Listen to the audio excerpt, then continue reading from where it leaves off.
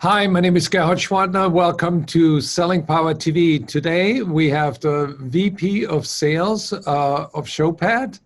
Dustin, can you introduce yourself? Hello, everyone. Thank you for joining. My name is Dustin Deno. As Gerhard said, I'm VP of Sales for North America for a company called Showbit, based out of Belgium, and I'm in Chicago. As we were entering the recession and the pandemic in March, what was your first reaction? Obviously, I think first concern was making sure that the health and safety of the team was top of mind.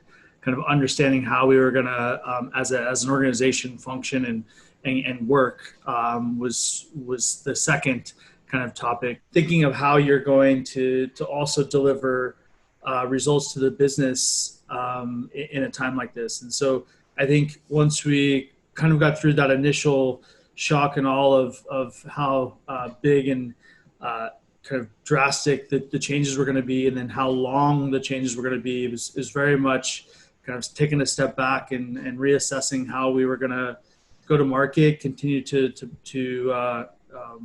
build and enable and structure our teams to be successful. So how long did it take your team to go to a home office situation and feel functional? Didn't take too long from a setup perspective to get there. It's just more of, there's so many things that happen in the office that drive a business, that kind of swivel chair enablement from your peer, or those conversations in passing to the water cooler or conversations leaving a meeting that also have tangible results and kind of collaboration. I think, it took us probably a couple weeks or a month to really get in a cadence to where we had our kind of meeting cadence and collaboration back to as good as I'd say we can get it. So when you think about your customers, what concerns did they express as the pandemic started? There's very much a part of our platform helps companies remotely onboard or remotely train and remotely enable people, for particular in sales or customer facing roles. And so there was part of that business that absolutely exploded, where they needed to shift that overnight and be able to deliver that remote training.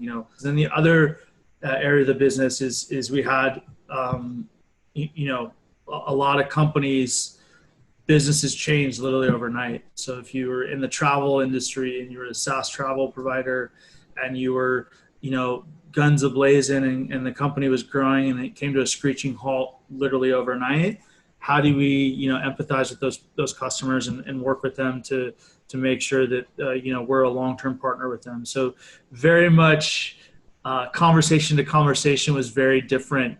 Companies needing to move really quickly, and the other companies struggling to kind of understand how they were going to recapitalize the company and kind of brace for impact as their world changed overnight. It's not easy being a leader. So how do you define good leadership? I think leadership is very much a couple of things around. First is influence, and then I think a good leader is someone that has a group of people that will fight to work for them. So I think it's important for every avenue or every area we can impact people and provide them a path to individual success. I think we'll be better off. So the qualities that I get from our conversation that you seem to embody is, I think one is empathy, and the other one is listening. I aim to be that way. I don't wake up and try to act like that, but I do think that empathy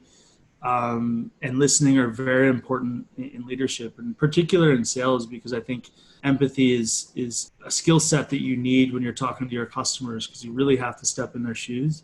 I think the more you lead with empathy with your team and with your customers, the better off you're going to be. I've always said that kind of the new skill set of a rep in in today's time is someone who's empathy, someone who's creative, and someone who's got really strong business acumen. And those are very hard to find in one individual, but those three characteristics tend to produce really great reps. Yeah, I totally agree. And Showbit was one of the first sales enablement solutions in the market. Yeah, they've really pioneered the space, and I think we're continuing to innovate when you think about the full platform vision. there's when you think about sales enablement, it's kind of been an interesting category. You had marketing had this massive influx of content that was getting created, and then sales and the customer had to consume that content in a way that made sense. And I think the CEO kind of listened to those two struggles and brought in a sales enablement person that was really the guidance counselor between the two departments, and really, I think, started to bubble up the problem of kind of efficiency or content findability, kind of bridging that gap. But we've now seen it kind of really transfer into this idea and notion of sales effectiveness, and how can I improve the knowledge and skills of those reps and tie them to performance and really close the gap on that effectiveness conversation. So it's much more than finding a PowerPoint deck in a very quick time.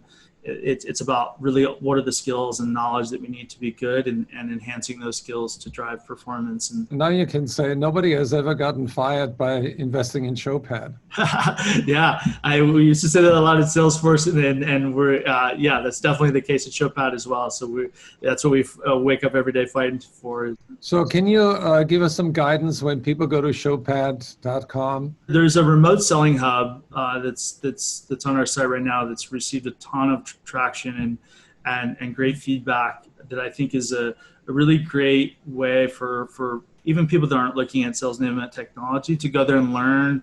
It's filled with a bunch of tips and tricks, useful information, not gated, all free for you to kind of evolve and skill up. We've kind of compiled a bunch of great resources to help manage remote sales teams and remote onboarding and all the challenges a lot of our customers felt. And then, if technology is part of the solution, definitely look at the rest of the platform on the site. But I encourage everyone to start on the remote selling hub to get some really great insights. Thank you, Dustin. Thank you very much. Thanks for the time.